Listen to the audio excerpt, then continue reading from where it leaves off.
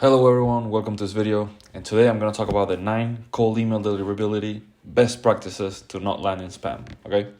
This is very important, so I'm going to go step by step and go in detail and explain everything, okay? So the number one tip that you need to implement is obviously verifying the leads.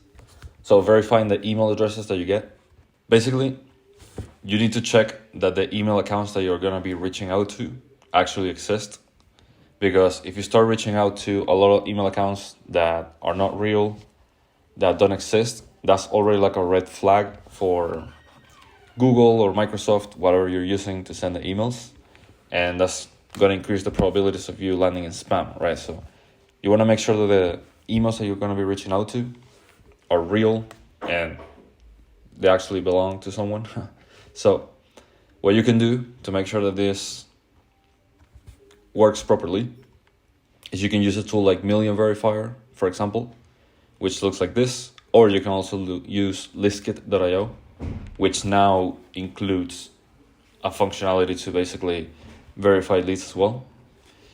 And this is basically how it looks like. So let's say that you import like 1,500 leads, let's say, for example.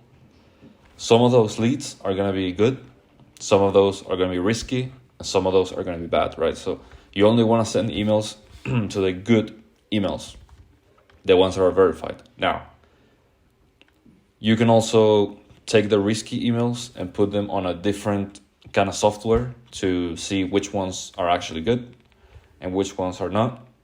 But that's a different software that you have to use.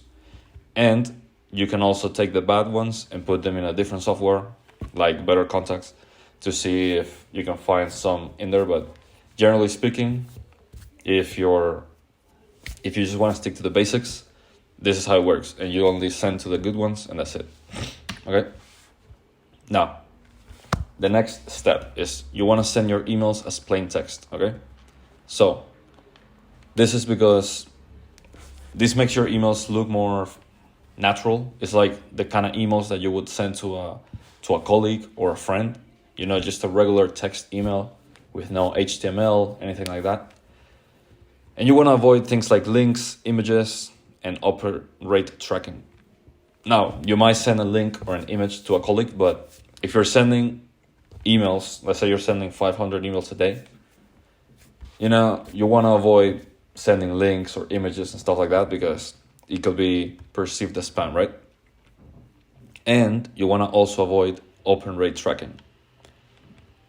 And I'm going to explain why in a little bit, but basically, one setting that you can use in SmartLead. If you're using SmartLead to send the emails, there's a setting in your campaign settings that you can just click, which basically says boost your deliverability by sending emails in plain text without HTML. So this is going to make sure that the email is a plain text email with no HTML elements. So I would recommend you click that button. Okay. And this is an example of an HTML email. So this is what I'm talking about. For example, whenever you sign up to some kind of newsletter or you get any kind of promotional emails, you usually get HTML emails that look like this. So you have like pictures and elements, stuff like that. Obviously, the emails that we're going to be sending are not this kind of emails. We just want to send plain text, just like a regular email that you would type, basically. So avoid links and images, right? I talked about this already in the last point, but this is very important. And basically, some people, maybe they want to like put a link to their website or something like that on their emails, but I would recommend you don't do that. And you keep it just no links, no images, just like plain text. And finally, I'm going to explain why you don't want to track open rates. I mean, I'm not saying that you never track open rates ever, but like if you want to optimize deliverability as much as possible, I would recommend that you probably don't track them. Because what happens is, for you to be able to track open rates, like you can't just track open rates with a regular email, right? If you just send a regular text email, you can't really track that. So the way that it works is you have to insert an HTML element in the email so that when somebody opens it, you can see when they opened it, whatever. So as I mentioned on the previous points, you want to send plain text. So we want to avoid having to insert an HTML element. So That's why I recommend not tracking open rates. And again, if you're using Smartlead to send your emails, in the campaign settings, you can choose don't track email opens and don't track link clicks. So I would just select these two options. You can see here. Well, there you go. You can just select those two options and you're good to go there. Now, the next step is you want to have a low sending volume per email account. Okay, so I'm just gonna tell you my numbers, the ones that I use personally. You might have a different opinion, but this is what I do. I only set up 2 email accounts per domain, and I only send 20 cold emails per day per account. Now I put 20 to 25. It's like a healthy range, but me personally, I only do 20 just to be safe. So it would be like 20 cold emails per account per day, and then 20 warm-up emails per day per account, right? So it would be like not 20 to 25 warm-ups, and then only 20 cold emails. So here you can see this graphic in which you can see 1 domain, 2 email accounts in that domain, and then 20 cold emails per day. Pretty simple stuff.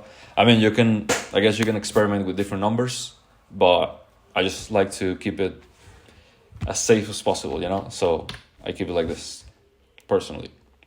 Now, the other thing that you need to do to have good deliverability is to warm up the email accounts properly.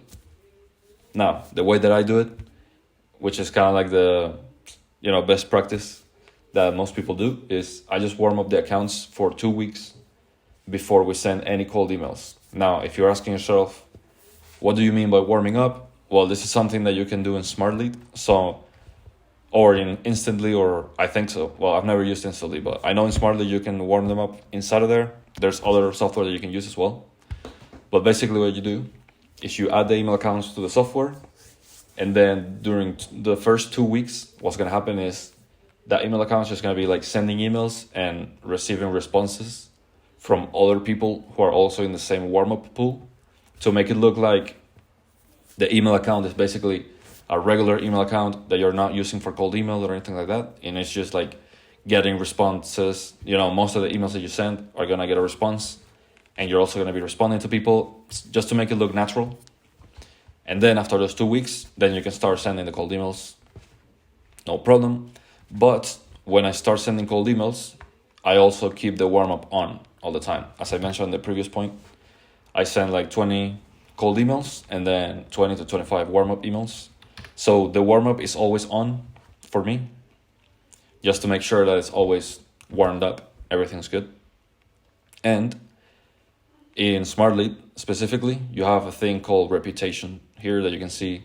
You can see the score based on like the warm-up emails that you've been sending. If some of them start going to spam, then it's going to tell you, and you're going to see like the percentage. So if the percentage goes below 100%, I usually just stop using the account for cold email for a couple of days, maybe a week or 2 weeks, until it gets back up to 100, and then I can start using it again for cold email, So that's kind of what I do. Now, we're almost getting towards the end here, but the next point, which is very, very important, and this is like very common sense, but I wanted to make sure to include it because it's very important. When people tell you to stop emailing them, you got to make sure that you actually don't email them again, right? Because if somebody tells you unsubscribe, stop emailing me, and then you continue emailing them, then obviously that's going to increase the chances of them marking you as spam manually.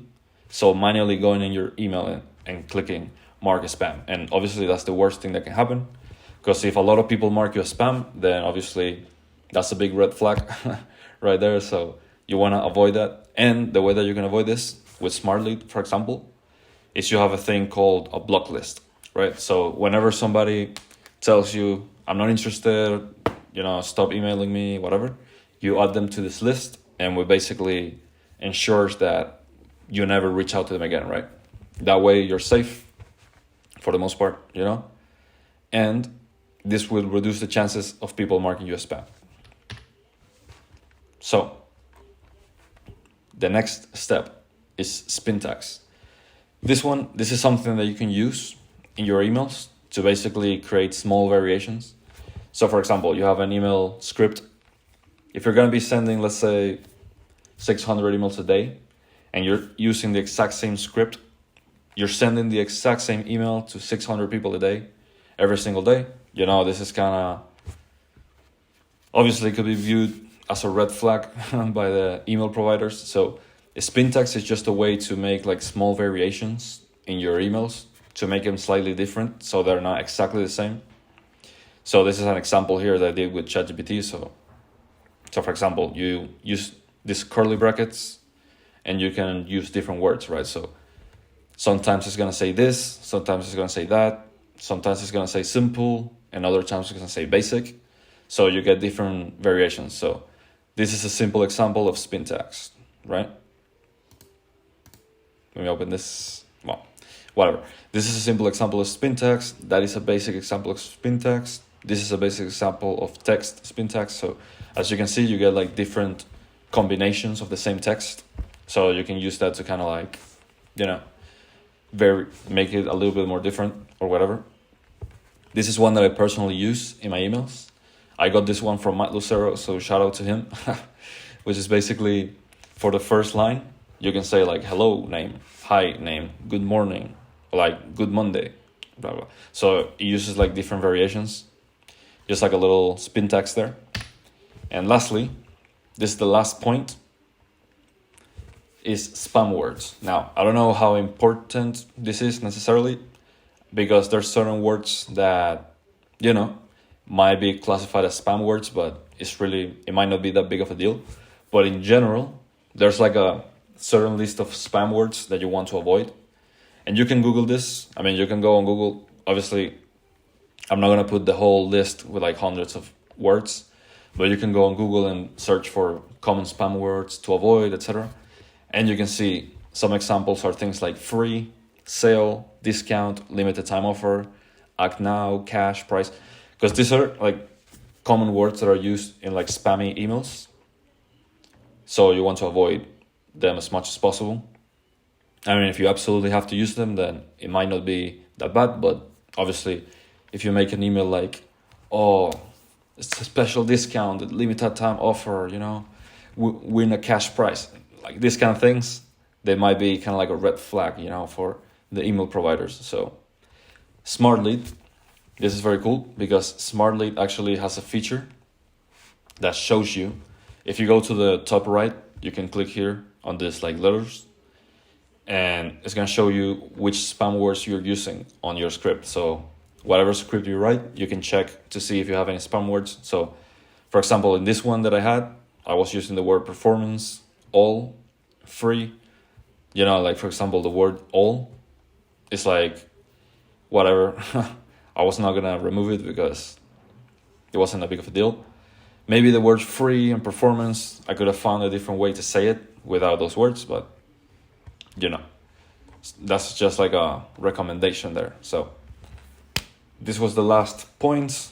Okay, so this is some of the most important deliverability best practices. So yeah, I hope this video was helpful for you. Hopefully you can implement all of this so that you get better results with your cold emails, and see you on the next videos. Bye.